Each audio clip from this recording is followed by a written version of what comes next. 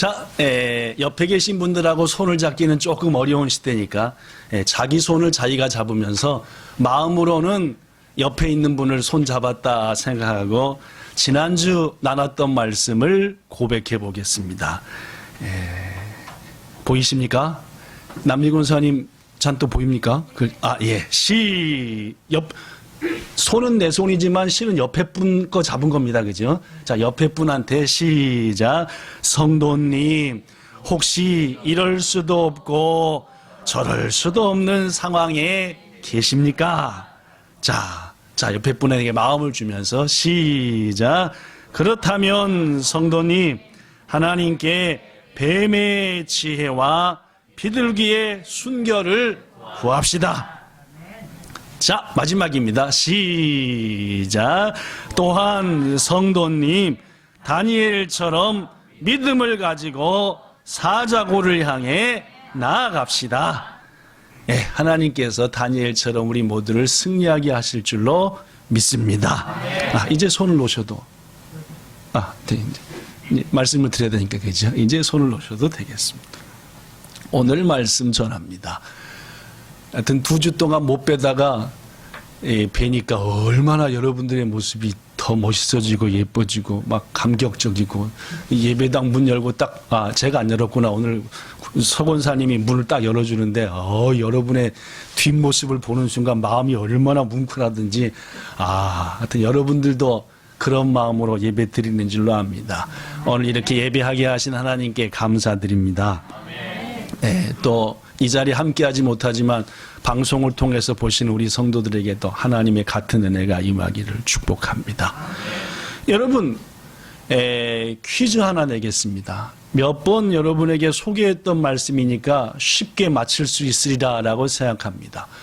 우리 한국에서 어린이, 어리신 분이란 뜻입니다. 어린이가, 그죠? 어린이라고 하는 말을 최초로 만들어 쓰신 분이 계신데 이름이 3글자인데 혹시 누군지 아십니까?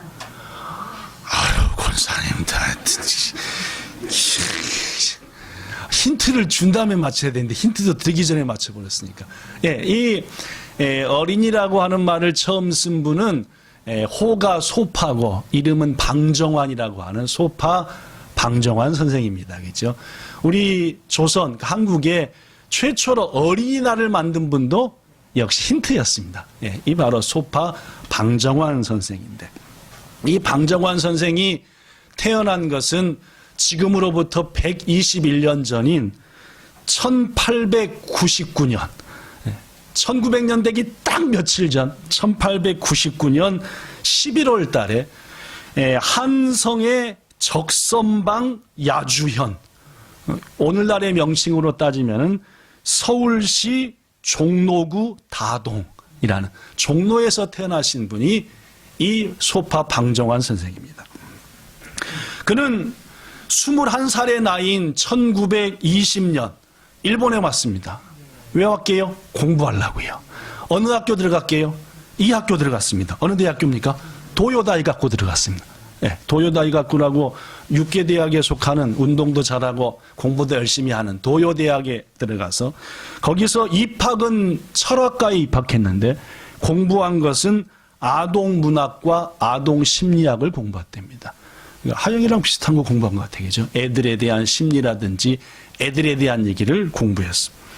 그러다 보니까 원래부터 어린아이에 대한 관심과 사랑이 많았던 방정환 선생이었는데 대학교에서 배우고 보니까 우리 대한민국이란 나라는 정말 어린이들을 무시하며 살았구나. 이들이 정말 이 나라의 그리고 세계의 꿈이며 미래인데 해가지고 대학교 1학년부터 한 게 뭐냐? 어린이의 권익과 그 권리를 보호해줘야 된다라고 하는 어린이 운동을 그의 나이 21살 때부터 본격적으로 시작을 했죠. 대학을 졸업한 다음에 한국으로 돌아온 이 방정환 선생은 전국을 다니면서 지금 전국이야 경기도부터 부산 제주도까지만 당시 전국은 저 위에 백두산 밑에부터 거기까지니까 말입니다. 전국을 다니면서 동화구연대회, 아동예술 강습회, 아동예술 전람회 소년 문제 강연회 등등 뭐 어린아이들과 소년 소녀에 대한 일들을 열심히 섬기며 이 나라의 미래는 어린이에게 달렸습니다. 이들을 소중히 여겨야 되고 이들을 높여줘야 되고 이들을 바로 키워야 됩니다 라고 10년 넘도록 열심히 다녔는데 너무 열심히 다니다 보니까 그만 몸에 병이 오고 말았습니다. 그래서 1931년 7월 23일 그의 나이 한국 나이로 33살에 하나님의 부름 받고 말죠. 참 빨리 떠났습니다. 그죠? 그래서 소파 방정환 선생, 우리는 그분을 생각하면 참 우리 한국의 어린이에 대해서 새로운 관심과 기존의 가치를 깨버리고 우리 자녀들을 소중히 하는 것을 가르쳐줬다라고 하는 이 소파 방정환 선생인데, 이 방정환 선생과 연관된 유명한 얘기가 있어서 오늘 추수감사 예배를 드리면서 여러분에게 소개하고자 합니다.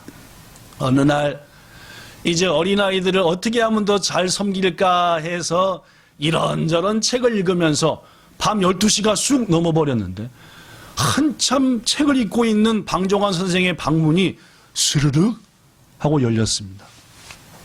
누가 왔나 하고 책을 읽다가 보긴 봐야 되는데 지금 이 대목까지는 읽어야 될 것 같으니까 여전히 책을 읽고 있는데 갑자기 뭔가 번쩍 빛나는 게 목 앞에서 번쩍번쩍거렸습니다. 뭐였게요? 강도가 칼을 들이댄 거예요.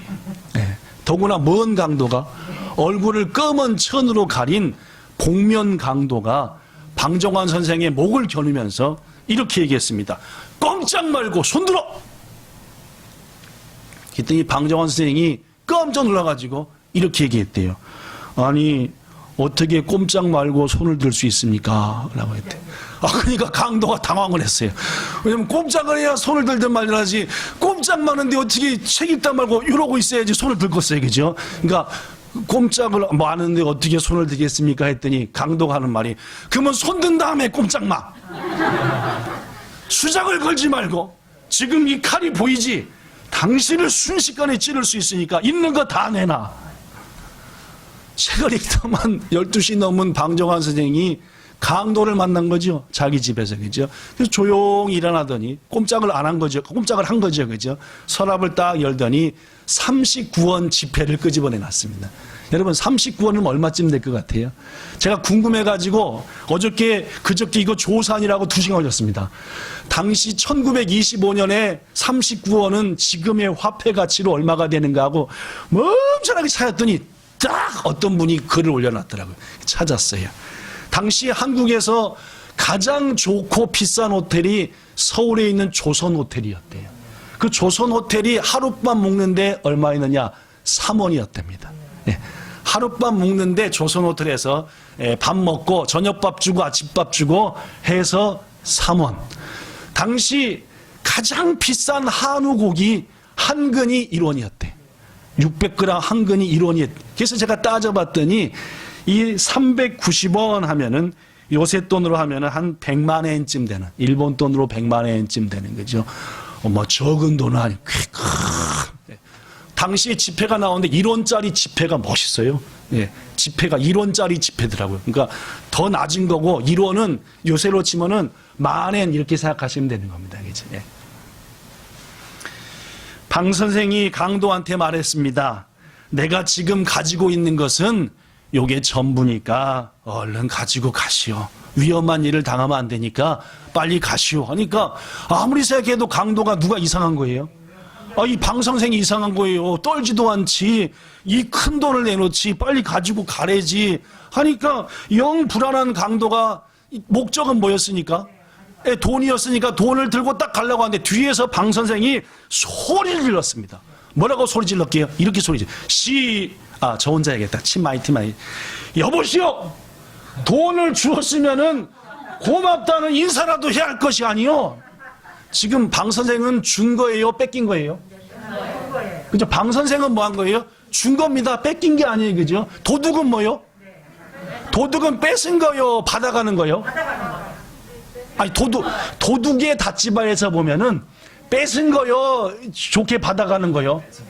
그죠? 또 우리 권사님 아까 잘 대답해 헷갈리시나 보다. 여하튼 도둑 입장에서는 뺏은 거고 이 방 선생 입장에서는 드린 거다 그 말이죠. 그러니까 자긴 드린 거니까 아니 돈을 줬으면은 고맙다고 인사를 하고 가야지 왜 그냥 가시오 하니까 깜짝 놀라는 뒤에서 소리를 지르니까 놀랬던 강도가 가슴을 쓸어내면서 그래 이 멍청한 양반아 어쨌든 고맙소 고맙다 하고 인사를 하고 갔답니다. 그래서 방 선생도 이제 책을 읽던 것을 덮고 이제 꿈나라 가서 쭉 자는데 아니 아침에 갑자기 바깥에서 문 두드리는 소리가 들리는 거예요. 놀래가지고 나가봤더니 순사들 몇이 서 있는 겁니다. 예, 경찰이 몇이 쫙 서 있더니 그 뒤에 누가 붙잡혀 있어요? 딱 폼을 보니까 어제 복면강도에서 얼굴을 못 봤는데 눈빛하며 크기하며 머리 모습하며 딱 누구예요? 어제 그 사람인 거지요. 그래가지고 순경이 말합니다. 선생님 간밤에 얼마나 놀라셨습니까? 이 사람 이 도둑놈이 어저께 선생님 집에서 강도질을 했다 하길래 확인하러 왔습니다. 맞지요 이놈? 어제 선생님한테 이걸 뺏어간 놈. 했더니 방 선생이 말합니다. 이 사람 맞기는 맞습니다. 그런데 어젯밤에 우리 집에 왔는데 돈이 없어서 필요하다 하길래 제가 390원을 줘서 보냈는데 뭐가 문제가 있습니까? 라고 한 거예요. 그러니까 순사가 말하기를 아니 이놈이 자백까지 했다니까요. 선생님한테 칼 들이대고 이거 뺏어갔다고. 그랬더니 방 선생이 뭐라고 얘기했대요? 이렇게 얘기했대요. 아니 이 사람 하룻밤 사이에 정신이 이렇게 오락가락하면 어떻게 하려고 그러시오. 내가 돈을 주니까 고맙다고 뭐까지 해놓고 가놓고 인사까지 해놓고 가놓고 아니 돈을 훔쳐가는 도둑이 고맙다고 인사하는 거 들어봤어 순경님? 들어봤어요? 못 들어봤어요? 못 들어. 그러니까 순경이 어떻게 했대요? 풀어줄 수밖에 없었다라고 하고 이 사람은 방 선생이 세상을 떠나고 나서도 방 선생 집에 머물면서 그 집의 모든 일을 도우며 살았다고 하는 방정환 선생과 관계된 유명한 얘기 중에 하나입니다. 아마 여기 계신 분 중에서는 이미 들어본 분도 계실지 모르겠지만 사랑하는 성도 여러분 묻습니다.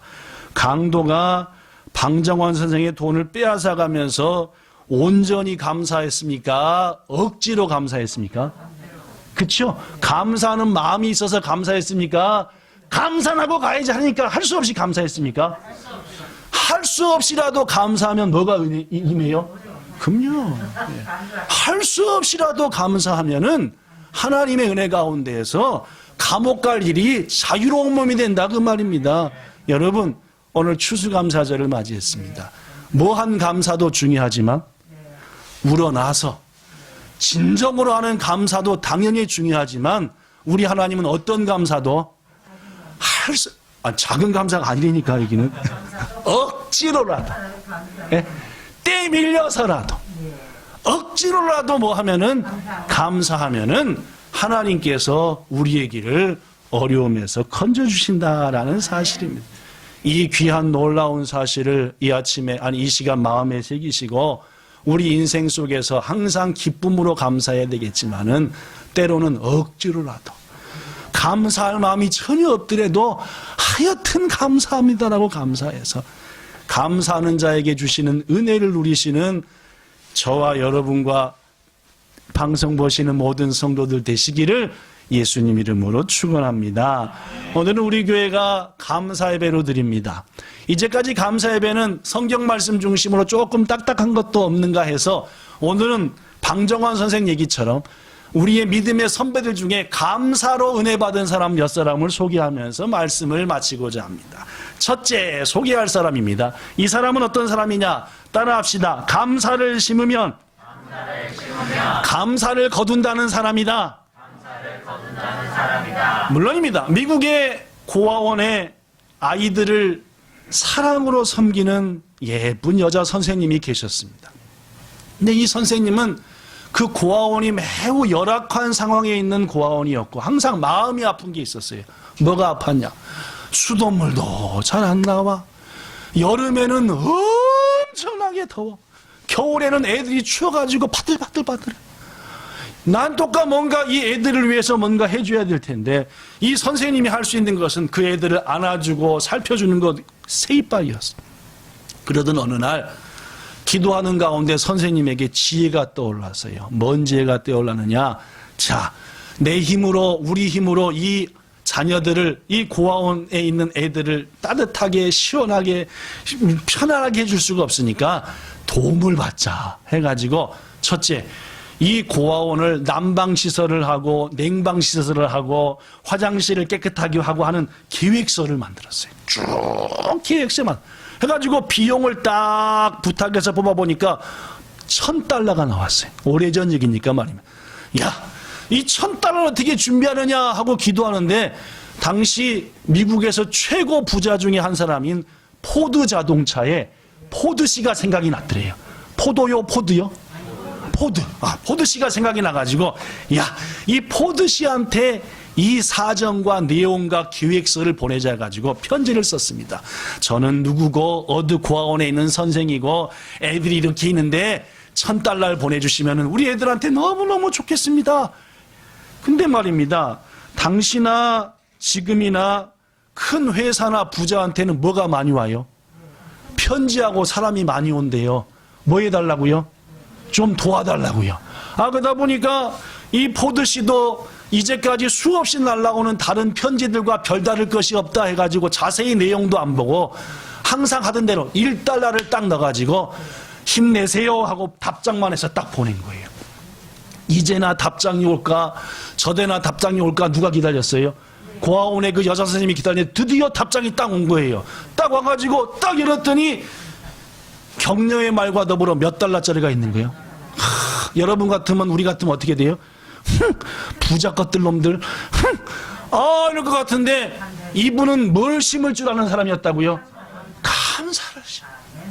기도한 거예요. 하나님, 이 $1를 받게 하신 거 감사합니다. 내가 소망했던 것은 몇 달러였지만 $1,000와 이 $1,000를 바탕으로 한 고아원의 시설의 변화였지만은 그 1,000분의 1이라도 우선 주시니 감사합니다 하고 감사를 심었다는 게 아니에요. 그러면서 하나님께 뭘 구해? 지혜를 구했답니다. 요 $1 갖고 뭘 해야만이 우리 자녀들을, 이 귀한 아이들을 따뜻하고 편하게 할까요? 기도하는데 마음속에 하나님께서 땅콩이 생각나게 하더래요. 땅콩이요. 이게 피너츠 바타를 그쪽 사람들은 무지하게 좋아하거든요. 저도 아침마다 식빵 2개를 고가지고 피너츠 버터를 이쁘게 발라서 오늘도 그냥 이렇게 왕정하지. 피너츠가 생각. 어떻게 할까요? 시장에 가가지고 $1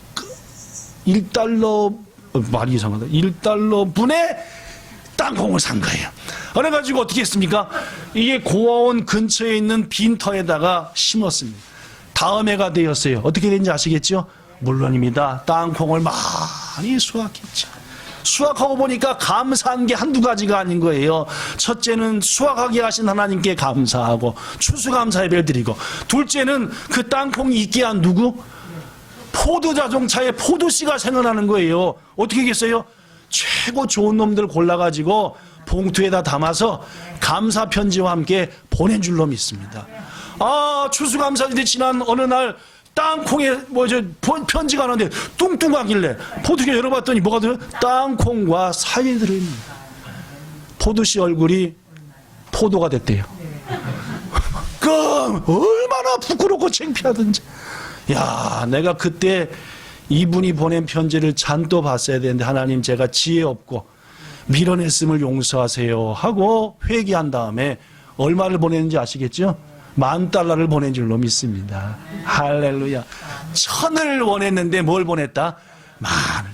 사랑하는 성도 여러분, 하나님은 감사를 심은 자에게 뭘 주신다고요?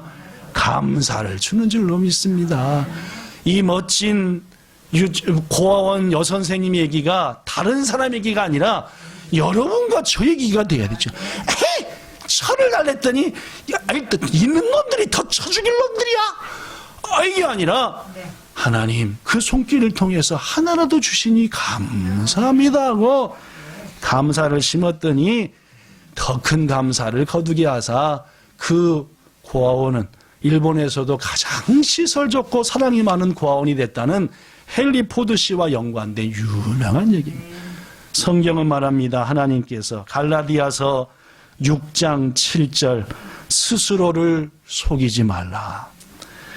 하나님은 업신여김을 받지 아니하나니 사람이 무엇을 심든지 뭐하리라 그대로 거둔다 했으니, 부디 여러분 지금 상황이 어렵더라도 감사를 심으셔서 만배의 감사를 거두시기를 예수님 이름으로 축원합니다. 두 번째로 소개할 분은, 자 따라합시다. 아무것도 염려하지 말고 오직 감사로 구한 사람. 이 얘기입니다. 첫 번째 소개할 얘기는 감사를 심어서 만배의 감사를 받은 유치원 고아원 선생님이었고, 두 번째는 어느 예수님 잘 믿는 여인에 대한 얘기입니다. 예수님을 잘 믿는 크리스찬 부인이 있었는데, 그녀의 남편이 뭘 좋아하느냐? 매일같이 뭘 까는 거예요? 두꺼비도 까고 뭐 별거 다 까는 거. 하여튼 이 허구한 날 술 먹고 들어오지, 오면은 여기저기 볼일 보지, 토해놓지, 도대체 신경이 나서 살 수가 없네. 어느 날 밤 부인은 그날도 술 취한 남편이 어지럽혀 놓은 것들, 꼭 이 남편은 집에 오면 여기다 저기다 토해놓고 아무데나 쉬 해놓고 그 다 치우니까 그 냄새가 얼마나. 남편은 술에 취해서 디링디링 코를 잘고 그 옆에서 치워놓고 앉아있으니까 막 불딱지가 나고 막 승질이 막. 그래서 한탄을 했습니다. 하나님, 제가 언제까지 이런 천하의 못된 남편하고 살아야 되겠습니까? 전 도저히 더 이상 뭐 할 수가 없습니다.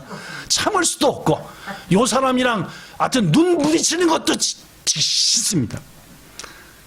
속상한 부인이 하나님한테 탄식을 하면서 한참을 기도하는데, 탄식을 하면서 욕을 하다 보니까 갑자기 성령님께서 한밤중에 탄식하는 이 여인의 마음에 감동을 주신 거예요. 뭐가 생각이 났게요? 지난 주일날 목사님이 설교한 말씀이 딱 생각나는 거예요. 그 설교 내용이 뭐냐? 바로 그거였습니다. 기도할 때는, 한탄할 때도 뭐 하면서 해라? 감사하면서 해라. 뭐든지 감사하면서 해야지 하나님이 응답을 준다라는 마음. 억지로라도 감사해라 하는 생각이 딱 생각난 거겠죠. 여러분들 이번 한 주간 동안 오늘 감사한 설교가 생각나기를 축복합니다. 그 생각이 난 거예요. 누구한테? 이 저 술주정뱅이 이 남편을 둔 예수님 잘 믿는 여인한테. 그래가지고 맞아, 감사하면서 기도하고 감사하면서 탄식해야만이 하나님이 들어주신다고 했으니까 여하튼 감사를 해보자 하는데 한 개도 안 생각나는 거예요. 뭐 할 거리가? 감사. 그러니까 할 수 없이 이렇게 기도했대요. 시작. 하나님, 감사할 일은 아무것도 생각나지 않지만 좌우지간 감사합니다 라고밖에 기도를 못 하겠더래요. 그런데 놀라운 일이 생겼습니다. 감사할 일이 생각나지 않아 좌우지간 감사합니다라고 했더니 갑자기 감사할 일 하나가 딱 생각나는 거예요. 뭐가 생각나느냐?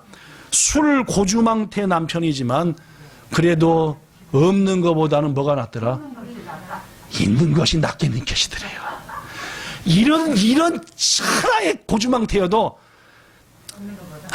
없는 것보다는 있는 게 나을 것 같더래요. 그래서 첫 번째 감사했대요.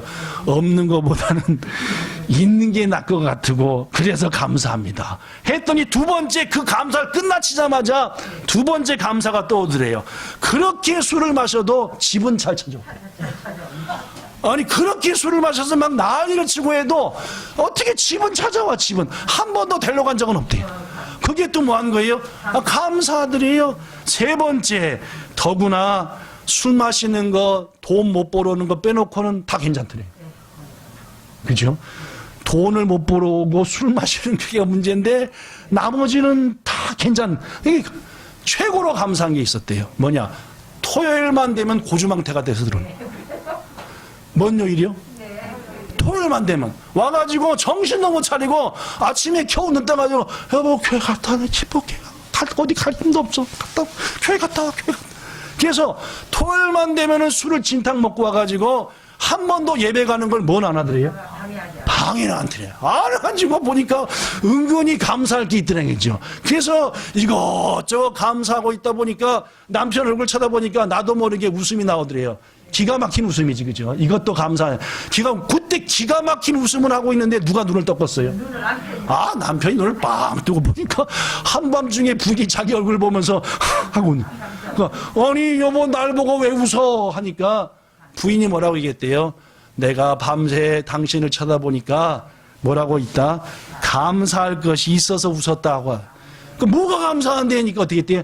자취정을 얘기했죠. 한 번 더 집 잘 찾아온 게 감사하고, 그나마 당신 있으면 감사하고, 토요일 날 더 많이 먹어서 그런데 갑자기 딱 치더니 뭐라고 얘기해요? 이번 주일부터 교회 같이 가자. 한 줄로 믿습니다. 그래서 이 예수님 잘 믿는 자매님이 그로부터 몇 달이 지난 주일 오후에 간증을 했대요. 요렇게요.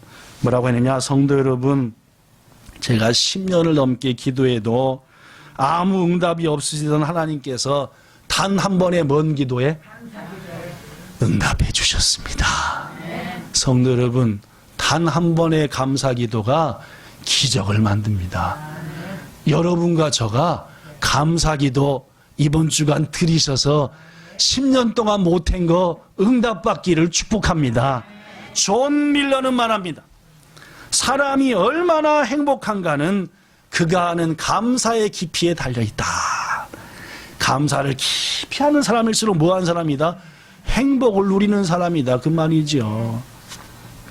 사랑하는 성도 여러분, 이러한 이 여인의 감사가 우리의 감사가 되되 빌립보서 4장 6절에 보니까 아무것도 염려하지 말고 너희 구할 것을 감사함으로 하나님께 아뢰라 라고 하셨으니 신경질 나고 짜증나고 할 수 없이 구하지 말고 감사함으로 구하여 응답받는 우리 되기를 예수님 이름으로 축원합니다. 자, 마지막 세 번째 소개할 사람입니다. 그죠? 유치원 선생님 소개했고, 술주정뱅이 남편을 둔 크리스찬 여인 소개했고, 맨 처음엔 누구 소개했더라? 아니, 방정환 선생님 소개했잖아요. 방정환 선생님. 그죠? 자, 마지막입니다. 그죠? 자, 마지막 세 번째 소개할 분은 이분입니다. 이 감리교 신학대학의 윤성범이라고 하는 학장이 있습니다. 이분은 감리교 신학대학이어서 저하고 또 우리 장로, 우리 교회하고는 조금 신앙의 노선이 틀려서 상당히 좀 세속적인 부분도 있습니다. 그러나 이분이 존경을 받는 것은 너무너무 하나님 말씀대로 살았던 유명한 목회자요 신앙이었다는 것 때문에 그가 한 신학은 조금 다르지만 한국의 모든 사람들이 존경하는 윤성범이라고 이미 하나님 나라에 가신 유명한 분이, 이분과 관계된 얘기를 소개하겠습니다.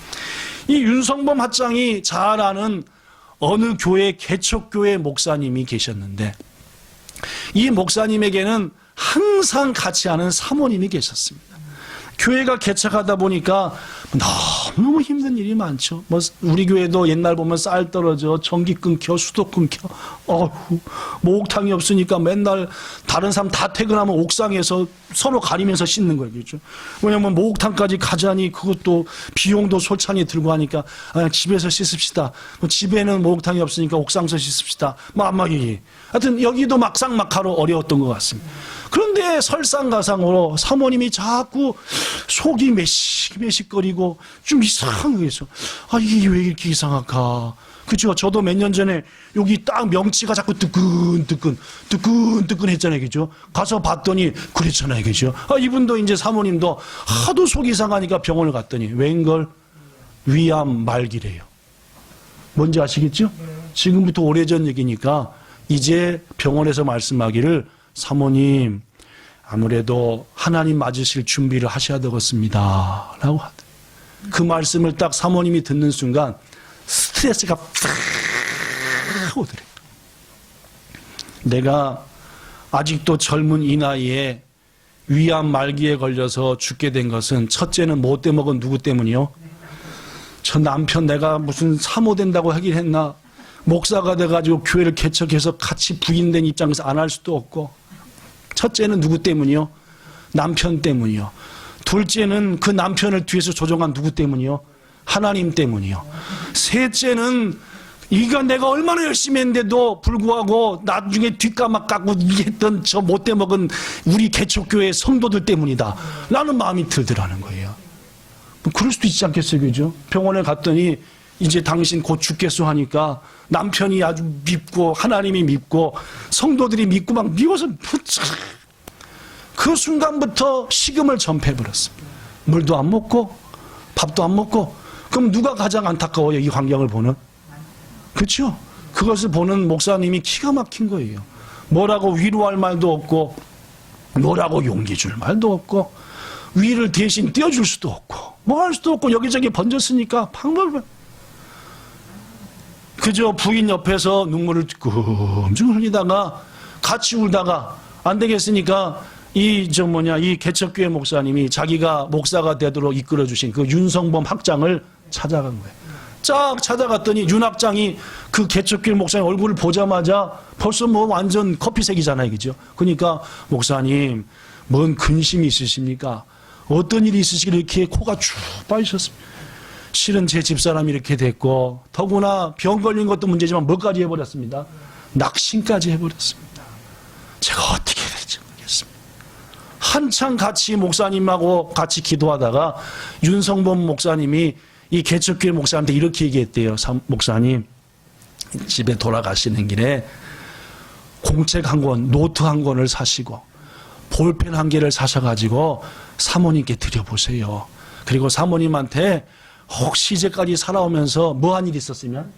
그렇죠? 오늘 뭔 주일이니까? 그 뭐 뻑하면 뻑이죠, 그렇죠? 감사한 일 있으면 좀 써보시라고 하세요. 그래가지고 또 기도하고 스승 목사님한테 코치까지 받고 왔으니까 예쁜 노트에다가 잘 나오는 볼펜 사갖고 왔더니 사모님 어떻게 했어요? 아니 여보 지금 이 상황이 어떤 상황인데 감사할 일이 컸어요? 하니까 그 부인 말을 듣고 보니까 그래요 안 그래요? 또 그러잖아요. 가지고 슬그머니 놔두고 다시 또 한편 목사님이 그렇게 병실을 떠난 다음에 홀로 남은 사모님은 곰곰이 생각해보니까 자기는 이제 죽어서 하나님 나라 가면 되지만은 누가 불쌍하기 짝이 없는 거예요. 그치? 홀로 남은 남편이 불쌍하기 짝이 없는 너무너무 불쌍. 자기도 힘들었지만 자기만치나 힘들었던 남편을 생각하니까 눈물이 쭉쭉 나오는데 자기가 던져버린 볼펜과 그걸 보니까 그래 내가 죽기 전에 남편한테 뭔 말은 써놓고 가자. 밉긴 하지만은 그래도 고마웠던 말은 쓰고 가자 해가지고 남편한테 고마운 것을 하나하나 썼어. 근데 쓰다 보니까 마음이 너그러워져가지고 또 누구한테도 고맙더래요. 하나님께도 고마운 것도 있더래요. 또 누구한테 고맙더래요. 그 못돼 먹은 우리 교회 성도들 했는데 생각해보니까 야쿠르트도 하나 갖다 줬지. 기도하는데 들어보면은 사모님 목사님 위해서 맨날 기도하지. 계속 또 성도한테 썼대요. 밤새 눈물로 그냥 노트를 다 다음날 아침 이 사모님은 의사를 찾아갔습니다. 의사 선생님 저 오늘 하루만 면회가 아니라 뭐지? 외출을 좀 하게 해주세요. 해가지고 외출을 받았대요. 어디 갔대요? 교회 갔습니다. 하나님한테 감사드리고 누구 찾아갈게요? 거기 써진 사람을 다 찾아갔대요. 성도님 내가 떠나더라도 감사했어요. 우리 목사님 부탁해요. 그날 밤 모두에게 감사하고 터벅터벅 어딜 향해 오는 거예요? 병원을 향해 오는데 이상하게 아까 아침에 갈 때는 며칠 못 먹어서 발이 천근만근인데 돌아올 때는 발이 어떻게 들려요? 이게 개뿐해요. 더구나 언제부턴가 속이 안 아프더래요.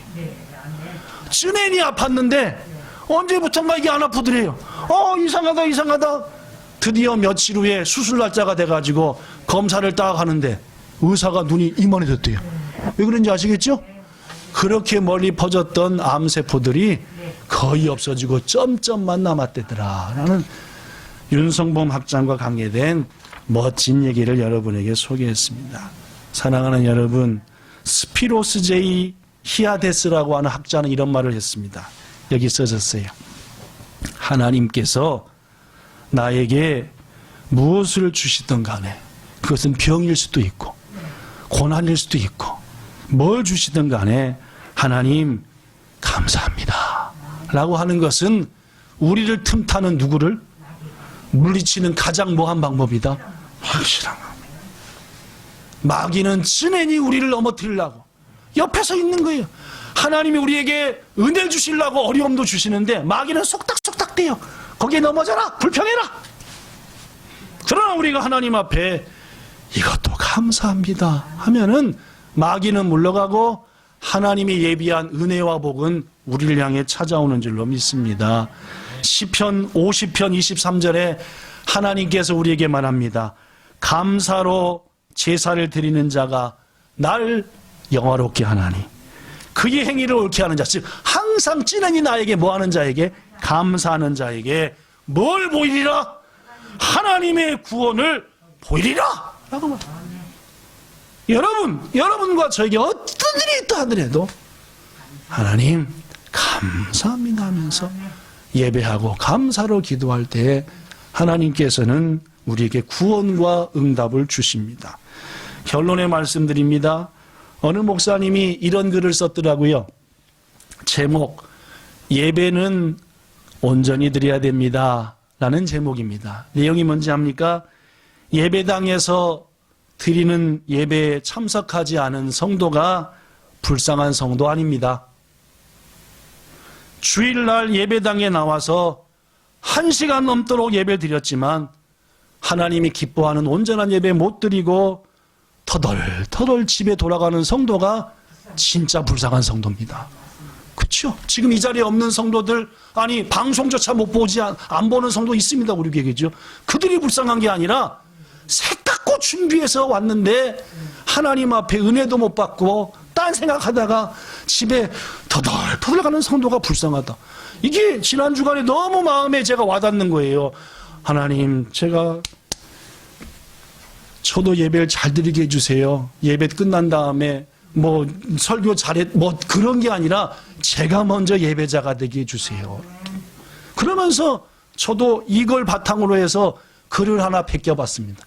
요 글을 바탕으로 제가 살짝 바꿔서 만들어 봤어요. 이렇게 만들어 봤습니다.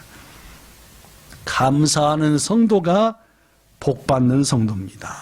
제목은 해놓고 이렇게 써봤습니다. 위에 거 힌트 받아서 제가 써본 거예요. 매일 불평하고 매일 시간 짜증만 내는 성도가 불쌍한 성도가 아닙니다. 그럼 누가 불쌍하냐? 추수감사주일에 예배당에 나와서 30분 넘도록 감사의 말씀 들었지만 하나님께 감사도 못 드리고 감사하며 살겠다는 결심도 못하고 옆에 있는 성도한테 감사의 말도 건네지 못한 채 그저 무거운 발걸음으로 집을 향하는 성도가 불쌍한 성도입니다. 여러분, 감사합시다. 감사는 고백해야 됩니다. 방정환 선생을 찾아왔던 복면 강도처럼 뭐라도 감사하면 억지로라도 감사해요. 은혜를 받습니다. 천을 원했지만 하나밖에 받지 못했어도 감사를 심으니까 하나가 많이 되는 거예요. 고주망태 당장 이혼하고 싶지만 그래도 감사하니까 10년의 기도가 응답받는 거예요. 암에 걸려서 죽을 상황에 처했더라도 하나님 그래도 감사합니다 하니까 구원을 보리로다. 감사로 하나님께 예배를 드리며 감사하는 자에게 이만은 이 얘기 딴 사람 얘기 되지 말고 여러분과 저 얘기 되게 합시다. 오늘 이번 한 주간 평생을 살면서 감사하며 삽시다. 하나님이 감사하는 자에게 주시는 은혜를 우리에게 주실 줄 믿습니다. 기도하겠습니다. 좋으신 하나님, 오늘 추수감사절을 맞이해서 이제 것과 다르게 믿음의 선배들의 감사 생활을 4분 소개했습니다. 그들은 전부 다 감사로 은혜를 누린 사람들입니다. 우리에게는 왜 자꾸 감사가 사라져가는지요? 온갖 입과 마음과 생각에 자꾸만 이상한 생각이 듭니다. 주님, 이것은 사탄이 역사하는 것이니 감사하는 자, 항상 하나님께 감사하는 자, 악한 사단을 쫓는 가장 확실한 방법이라고 하셨사오니 이 믿음으로 감사로 살아 주님 영광 나타내는 여기 있는 우리 모두요, 방송을 통해 함께한 모든 본향의 성도들이요, 우리의 동역자 되게 하옵소서. 예수님 이름으로 감사하며 기도드리옵나이다. 아멘.